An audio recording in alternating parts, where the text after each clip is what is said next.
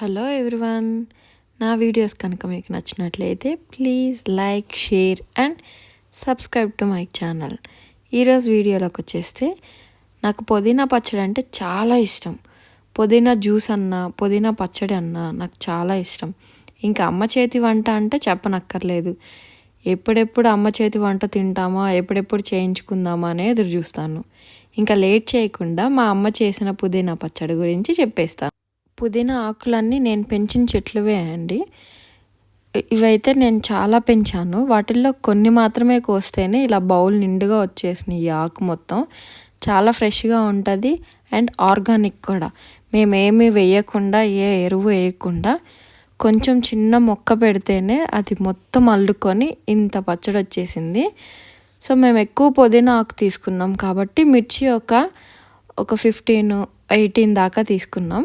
కొంచెం జీలకర్ర, కొంచెం వెల్లుల్లి రెబ్బలు, ఎందుకంటే కొంచెం ఆకు స్పైసీగా ఉంటుంది కాబట్టి కొంచెం ఘాటు లేకుండా మనం మిర్చి కూడా ఎక్కువ వేసుకుంటే బాగుంటుంది. అందుకని ఒక 15-18 దాకా మిర్చి తీసుకున్నాం. కొంచెం లైట్గా ఆయిల్ వేసి, నేను ఆలివ్ ఆయిల్ యూస్ చేశాను. కొంచెం లైట్గా ఆలివ్ ఆయిల్ వేసి ఇవన్నీ ఎక్కువ డీప్ ఫ్రై చేయొద్దండి, లైట్గా కొంచెం మాత్రమే ఫ్రై చేయాలి. సో ఇలా స్టవ్ మీద పెట్టేసుకొని మనం లైట్గా ఫ్రై చేసుకుంటూ, ఆయిల్ ఇంకెక్కువ వేయాల్సిన పని లేదు, ఉన్న వాటినే వేసుకోవాలి. కొద్దిగా జీలకర్ర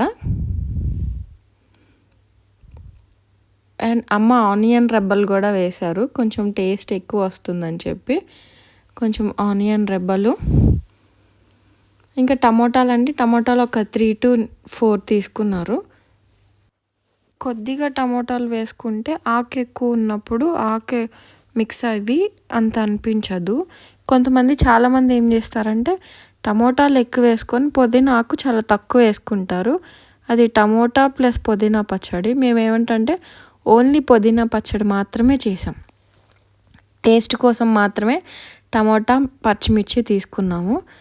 సో అంత లూజ్గా అవ్వదు, అలానే అంత గట్టిగా కూడా అవ్వదు. పచ్చడి చాలా బాగుంటుంది, టేస్టీగా కూడా ఉంటుంది. సో టమోటాలు చిన్న ముక్కలుగా కట్ చేసుకొని ఇవి మళ్ళీ మనం ఇందాక పచ్చిమిర్చి వేయించుకుంటున్నాం కదా, దాంట్లో మిక్స్ చేసుకొని కాసేపు వేయించుకోవాలి. టమోటా వాటర్ అన్నీ పోయి కొంచెం గుజ్జుగా వస్తుంది కదా, అప్పుడు దాకా ఉంచుకోవాలండి. ఇక్కడ మమ్మీ చేస్తున్నారు కదా. సో టమోటా పచ్చడి అయితే చాలా బాగుంది.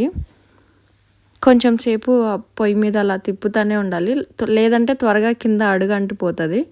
అందుకని చెప్పి స్టార్టింగ్ ఒక 5-10 మినిట్స్ మనం దగ్గరుండి తిప్పుకుంటూ ఉంటే అడుగు అంటుకోకుండా ఉంటుంది అన్నమాట.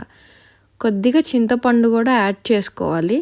ఆల్రెడీ టమోటా వేసుకున్నాం కదా, ఆ పులిపే సరిపోతుంది. టేస్ట్ కోసం ఇంకొంచెం చింతపండు వేశారు అమ్మ. వాటర్ మొత్తం పోయేదాకా కాసేపు అయితే ఉంచేసేయండి. దాన్ని మూత పెట్టాల్సిన పని ఏం లేదు, నార్మల్గా పెట్టేస్తే చాలు. చూసారా, కొంచెం టమోటా మగ్గింది, కొంచెం దగ్గరకు కూడా వచ్చింది. తర్వాత ఇప్పుడు మనం ఆకంతా వేసేసుకోవచ్చు. మేము ఆల్మోస్ట్ మీకు మనీ రూపంలో చెప్పాలంటే ఒక 40-50 రూపీస్ పుదీనా ఆకు తీసుకున్నాం అనమాట.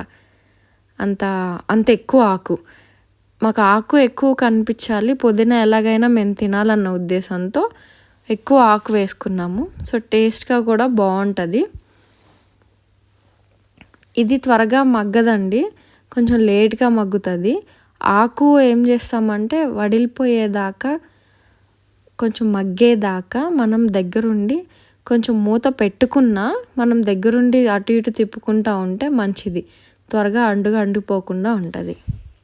చూసారా, ఇక్కడ కనిపించే విధంగా ఆకును మొత్తం అలా వాటర్ వస్తూ ఉంటాయి. ఆ వాటర్ పోయేదాకా మనం మగ్గనిచ్చుకోవాలి. వాటర్ ఎక్కువ ఉండటం వల్ల ఏంటంటే ఈవినింగ్ లేదా నెక్స్ట్ డే దాకా కూడా పచ్చడి ఉండదు, స్మెల్ వచ్చేస్తుంది. అందుకని దగ్గరుండి చూసుకుంటూ నిదానంగా తిప్పుకుంటూ వాటర్ లేకుండా కలుపుకుంటూ ఉంటే అప్పుడు గట్టిగా ఉంటుంది. పచ్చడి కూడా 2-3 డేస్ నిల్వ ఉంటుంది అన్నమాట, పాడైపోకుండా. కొంచెం చల్లారాక ఇంకా మిక్సీలోకి తీసుకొని మిక్సీలో పట్టడమేనండి. దీనిలో ఇంకా ఏం యాడ్ చేయాల్సిన పని లేదు. కొంచెం మీకు తగినంత సాల్ట్ వేసుకొని, టేస్ట్కి వైజ్ మీకు ఎంత సాల్ట్ ఉంటే అంత వేసుకొని ఒకసారి మిక్సీ వేసుకుంటే సరిపోతుంది. చూసారా, పచ్చడి అయితే నాకు చూడగానే ఎలా అనిపించిందంటే గోరింటాకు లాగా అనిపించింది. అందుకని చెప్పి కొంచెం ఏం చేస్తామంటే తాలింపు వేసుకుంటాము. సో తాలింపుల్లో కొంచెం ఆయిల్ వేసుకొని కొంచెం ఎండుమిర్చి, కొంచెం మినప్పప్పు, తాలింపు గింజలు అన్నీ వేసుకొని ఒకసారి ఫ్రై చేసుకొని నెక్స్ట్ కొంచెం కరివేపాకు వేసుకొని ఈ తాలింపు మొత్తం మనం ఆ చట్నీలో ఇందాక మనం మిక్సీలో వేసి పెట్టుకున్న చట్నీలో వేసుకుంటే సరిపోతుంది. టేస్ట్ వైజ్ చాలా బాగుంది, చూడటానికి కూడా చాలా బాగుంటుంది.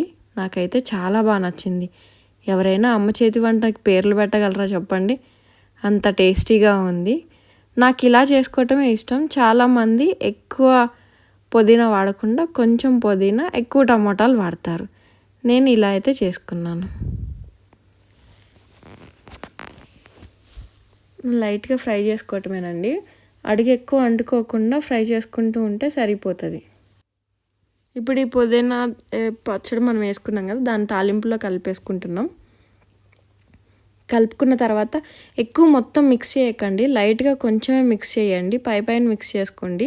అప్పుడు తాలింపు గింజలు ఫ్రెష్గా ఉంటాయి, కొంచెం కరకరలాడుతూ కూడా ఉంటాయి అన్నమాట.